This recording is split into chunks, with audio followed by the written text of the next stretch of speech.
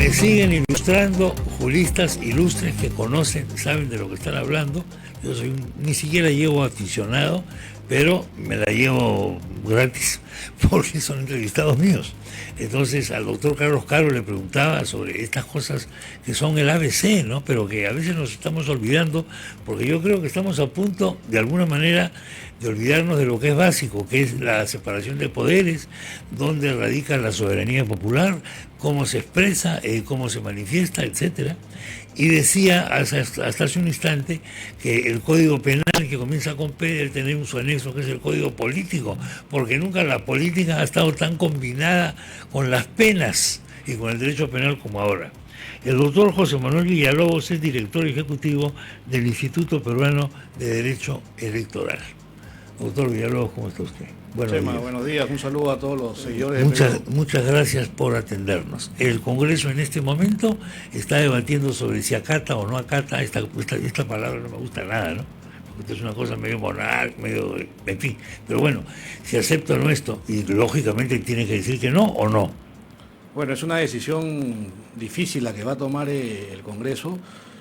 Particularmente creo que se debe defender el fuero congresal, ¿no? Sí. Perdón, corríjame si esto no es el ABC, la democracia y separación de poderes. Dios mío. Así es. Entonces, ¿cómo un poder le da órdenes al otro de esta manera increíble? Bueno, en fin, ese es un tema. Pero la política está vinculada al derecho penal porque tenemos mundos paralelos. Uno es el mundo de Keiko Fujimori, que tiene estas acusaciones y tiene esta cuestión que tiene que ver con el financiamiento de la campaña electoral. ¿Correcto? Nuevamente el tema del financiamiento vuelve a empañar un proceso. Y ahora lo que tenemos es el caso de los dinámicos del centro. Así es. Que es un mega caso por la cantidad de implicados que hay y de testigos que están desfilando y de gente que dice, ¿quién quiere ser colaborador eficaz? Yo, doctor, salen un montón y están comenzando a declarar. Y esto puede tener un carácter explosivo en momentos en que se está por definir el presidente, que a todas luces todo indica que sería el señor Castillo, pero quizás va a seguir estallando después que el señor Castillo haya juramentado. ¿Qué nos espera, doctor? Bueno, definitivamente este caso, que es complejo, va a alcanzarle al señor Castillo, ¿no? Porque él ha señalado que, o su abogado Aníbal Vázquez creo que ha señalado que Aníbal Torres, perdón, que se financió al partido, pero que no se financió al candidato, claro. Pero el financiamiento era la campaña presidencial, ¿no? Sí. Y a diferencia del caso de Keiko Fujimori, por ejemplo, que también tiene investigaciones y una acusación por temas de financiamiento, en la época en que ella se le imputan esos hechos, el Código Penal no tenía una figura específica de financiamiento ilegal de campañas. Nula pena sine lege. Claro, por eso que a ella la jalan por otro delito, que es el de lavado de activos. Pero en el caso de Perú Libre, ya hace años el Código Penal, a través de la Ley 30997, ha incorporado un nuevo artículo al Código que sí sanciona explícitamente el financiamiento ilegal de campañas e incluso aplica sanción al candidato si es que conocía de ese financiamiento ilegal. No solo entonces la responsabilidad alcanza al tesorero, en realidad en un partido es el tesorero el encargado del financiamiento, claro, o de recibir el financiamiento y hacer los gastos, pero si los candidatos sabían de ese financiamiento ilegal, claro, también les alcanza responsabilidad penal. ¿Cómo pruebo si conocía o no conocía? Por sentido común diría yo, pero yo no soy juez, ni soy abogado, ni soy nada, que una persona que es candidato tiene que saber más o menos cómo se financia la campaña. Sí. Hay una cosa que se dijo en un momento determinado: no, lo mejor que tienen que hacer los candidatos es no saber quién los financia. Yo no estaría tan seguro. ¿Qué pasa si se descubre, después que soy presidente, que quien me ha financiado es un narco? Así es. O un narco terruco. Mira, o Chema, un contrabandista o no sé qué. Mira, Chema, te cuento un tema, ¿no? El Congreso, cuando aprueba esta ley, lo que hace es blindar al candidato presidencial, porque le da la responsabilidad de responder por el financiamiento de campaña al partido y a su órgano, en este caso al tesorero. Pero en el caso de los candidatos al Congreso, ¿no? O al candidato a alcalde, gobernador regional, la ley sí ha hecho una distinción, porque en ese caso, en esos casos, quien responde por el financiamiento de sus campañas es el mismo candidato. El candidato a gobernador, el candidato a alcalde, el candidato al Congreso, tiene que presentarle a la OMPE informes demostrando cómo ha financiado su campaña. Pero en el caso del candidato presidencial, el Congreso trató de blindar a los candidatos presidenciales, quitándole la responsabilidad de ellos presentar los informes y se la traslada al partido y al tesorero. Pero esta ley, este artículo del Código Penal, sí ha dejado en claro que el candidato también puede ser responsable si tenía conocimiento del financiamiento. Y eso se va a demostrar o se tendrá que investigar, digamos, en las pesquisas que se hagan. Hasta pero que aparezca, oiga, un colaborador eficaz que diga yo lo vi recibir, no sé cuánto, claro, no lo vi recibir, pero lo vi reunirse con... Claro, el tema es que si Castillo es proclamado presidente Bien. ya va a tener la inmunidad, entonces no va a poder ser... Pero quizás eso va a ser peor, porque vamos a tener la espada de Damocles de la vacancia.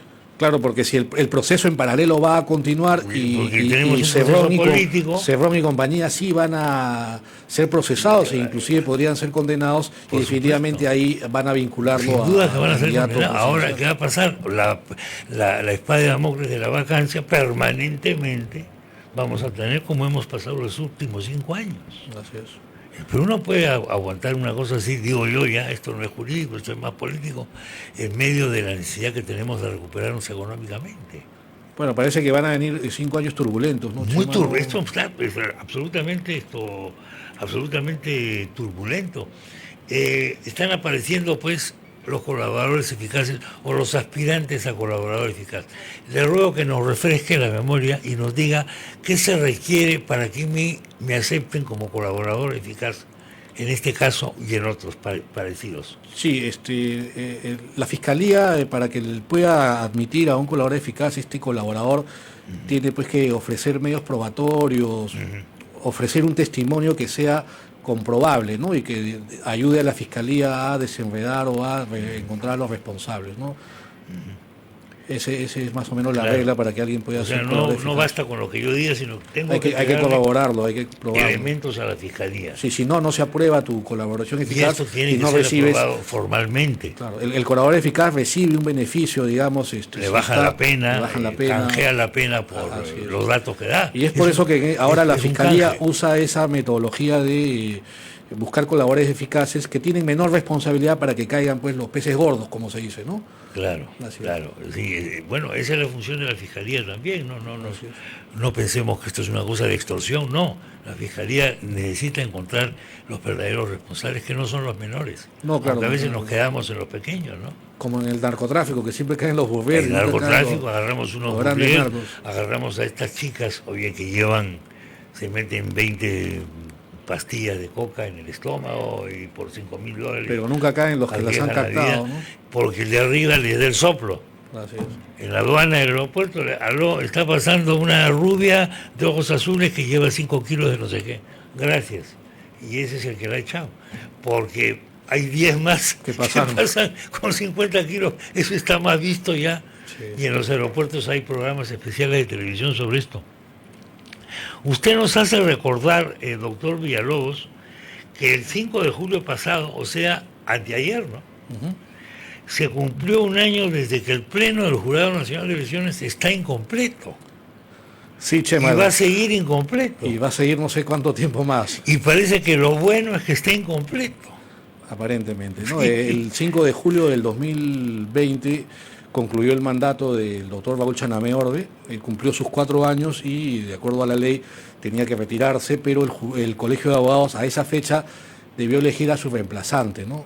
Sin embargo, ya desde diciembre del 2020 o noviembre del 2020, el Colegio de Abogados de Lima ha entrado en una crisis institucional, del 2019, perdón, a raíz de que se anuló la elección de Javier Villestein, se judicializó la elección del Colegio de Abogados. Hoy no tenemos junta directiva, la última decana, que es la doctora Portocarrero, digamos que no ha sido relevada, ella es la que conduce el colegio, pero con estos problemas no se ha podido hacer la elección de la junta directiva, pero tampoco se ha podido hacer la elección del colegio, del representante del colegio jurado. ante el jurado, y es por eso que el jurado ha venido funcionando con 4 miembros, y en muchas decisiones que han causado polémica, en las que ha habido empate, el presidente del jurado ha tenido que ejercer su Utilizar voto, doble, su voto dirimente. dirimente, y claro, Primo inter pares, como Claro. se decía antiguamente. y entonces él carga con la responsabilidad de esas decisiones que han sido cuestionadas, ¿no? Como el caso en que se dejó fuera de carrera al APRA, Por a supuesto. Perú Nación, o el caso en el que,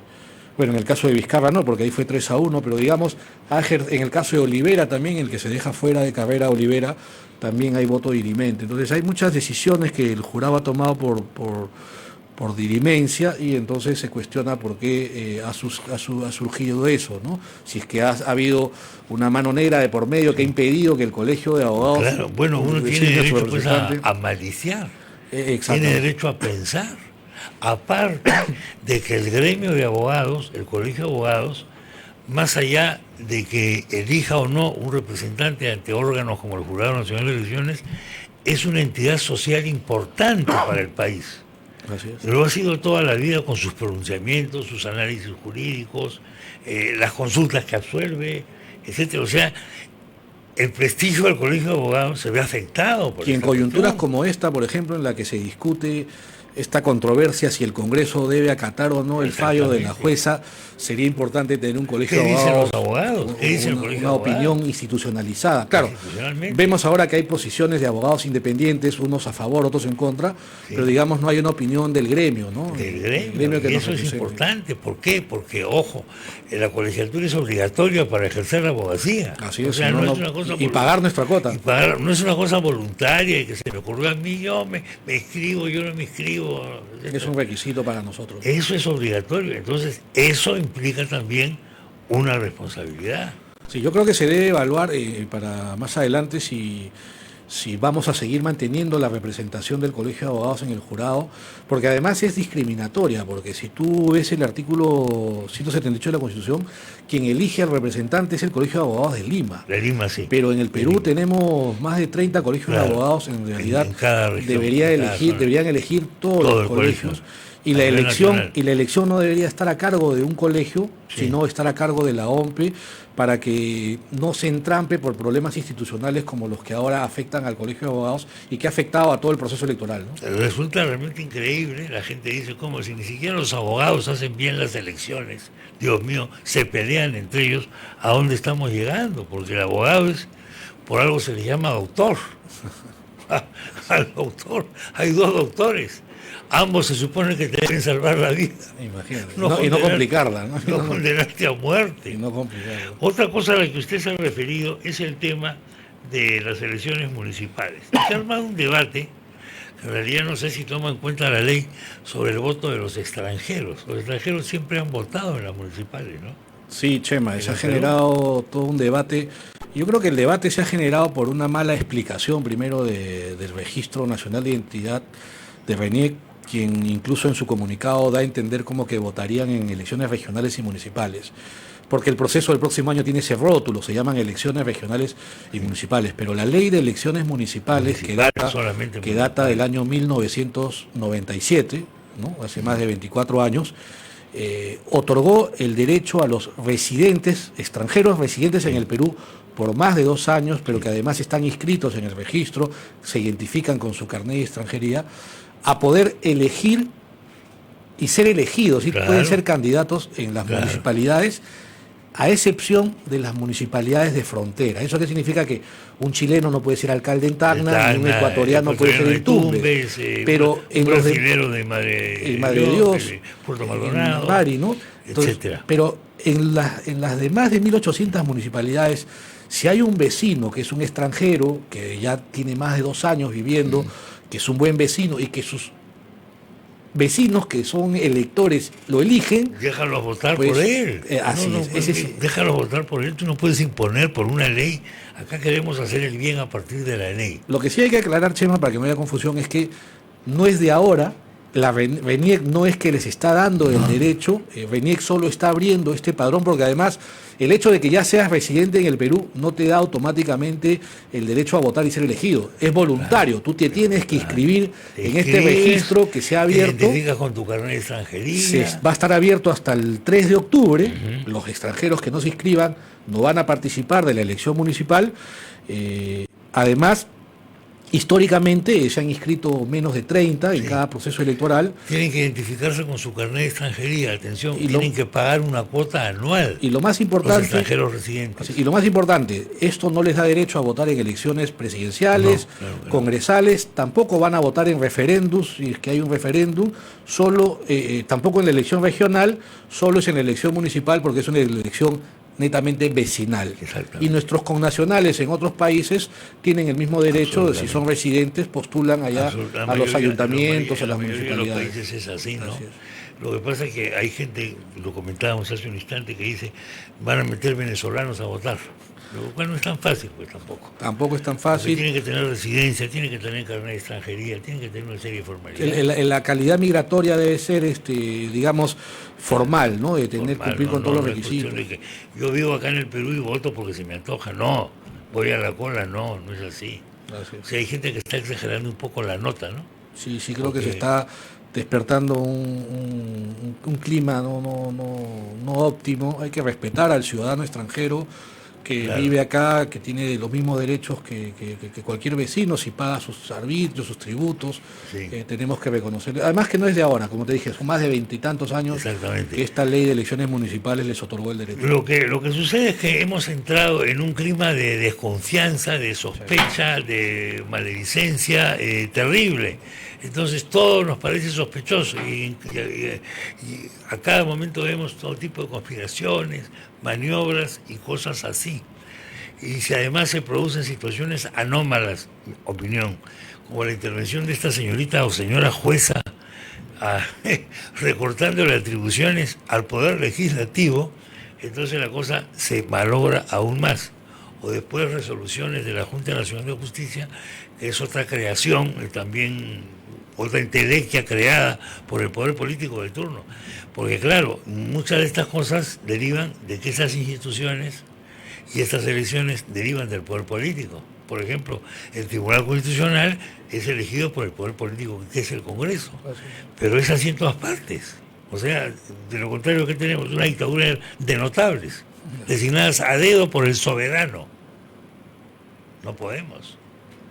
¿Por qué tenemos esta manía que se ha implantado mucho en los últimos años de que sean notables los que hagan las cosas y que sean designados por cuestiones académicas, por cuestiones formales, ese tipo?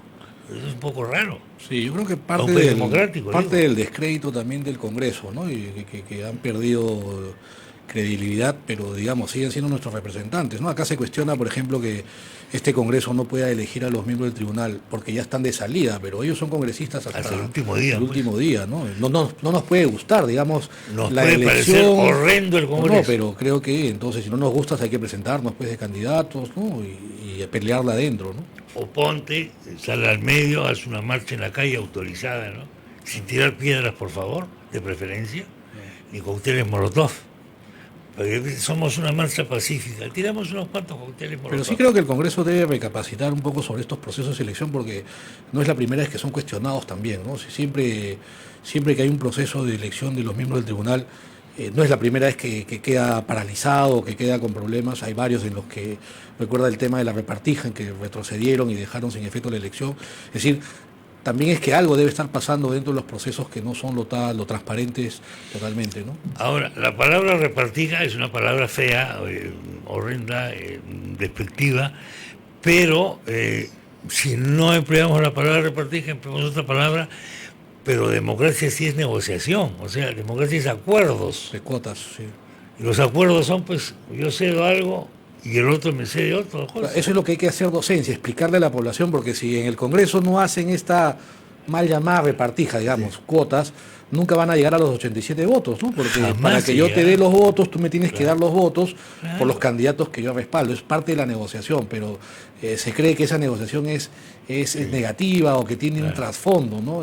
Lamentablemente esa deslegitimidad del Congreso hace que la gente ya no vea Ese es el problema. que esa es la salida para llegar a consensos Claro. y no arreglos bajo la mesa con otros fines. Finalmente estos congresistas se van a ir, ¿no? Los Y congresistas si, y se si no van. eligen ahora, Chema, y ya entrando a un análisis político que no es el tema de la invitación, pero digamos, No, dale. si no eligen ahora, Sí. el próximo Congreso con la Igual. no vas a elegir, creo que Claro, no van a va a elegir. ser exactamente Y ya los igual. magistrados tienen pues más de 6 años, ya vencieron Claro, su hay mandato. gente que dice, yo no entro en repartijas porque yo defiendo mis principios. Estás mal, pues hermano, porque así no vas a ninguna parte.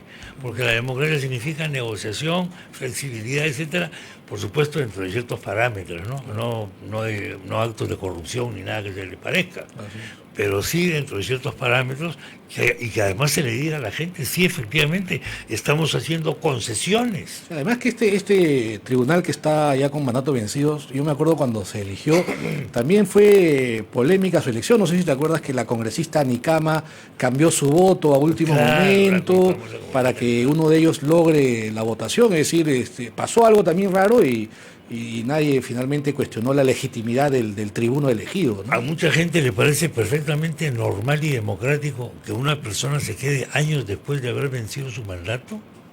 Eso es muy raro. Esa tolerancia a los regímenes vitalicios no es muy democrático que Mira, digamos. por ejemplo, esa regla que en el tribunal se aplica de que el que acaba su mandato se queda hasta que venga su reemplazo, Sí. no aplica en el Jurado Nacional. En el Pero Jurado claro Nacional que no. acaba tu mandato y te vas, y es lo que ha pasado con Chanamé, que se fue y dejó al jurado Pero claro que incompleto, sí. porque no Oiga, podía quedarse, no se le No se extiende puede el mandato. quedar. Porque ya No es que yo concluido. me quedo por el bien del país, no. Tú ya acabaste, hermano. Al doctor Alba, el descubridor del señor de Zipán, lo han cesado como director del museo por haber cumplido 70 años de edad. Sí, eso es parte de la carrera pública, ¿no? 70 años de edad, él se tiene que ir. Me da la impresión, tengo la sensación de que el doctor Alba ha hecho mejores cosas para el país que muchos políticos, ¿ah? Y muchos jueces, ¿ah? Y muchos tribunos. Tengo esa impresión de que él es el descubridor del señor Zipán. Y él a los 70, bueno, no se le ocurre decir, mira, yo me quedo porque quiero ver quién me va a reemplazar, tiene que tener calificaciones académicas, tiene que haber estudiado en Colombia y tiene que ser astronauta. No, pues. Pasa en la judicatura también, Chema, un juez que ha hecho una carrera de 20, 30 años, llega a los 70, pese a que todavía está Lúcido y con y la todas, expectativa de vida ha aumentado 20 años. pero a los Por 70 la- se van, ¿no? En el por Poder relación a los Judicial, años en la 50. Fiscalía, se van magistrados valiosos porque cumplen la edad y creo que eso debería revisarse, ¿no? El otro día vino acá la flamante rectora de San Marcos, la primera mujer rectora de la universidad, y también dijo lo mismo. Yo no puedo respetar, tengo que protestar por estas normas que pasan al retiro un montón de personas que todavía tienen muchísimo que dar académicamente a la universidad y al país y a todas partes, ¿no? Pero eso es una cosa distinta, ¿no? A decir que, en fin, estas personas quieren entornillarse en el carro. El poder es seductor, ¿no? Parece que sí. El poder es una droga. Y esa droga es peor que el alcohol, peor que la PVC. Te aferras al cargo. Además, ¿sabes? Hay un montón de gente que te dice, no te vayas, hermano, porque el que llega va a ser peor que tú. Entonces me atornillo y paso por caja. Así es. Doctor Villalobos, muchas gracias. Sí, Chema, gracias. Ha sido muy amable. Gracias. Hasta luego, señoras y señores. A la gente joven que me está escuchando, permíteme un consejo.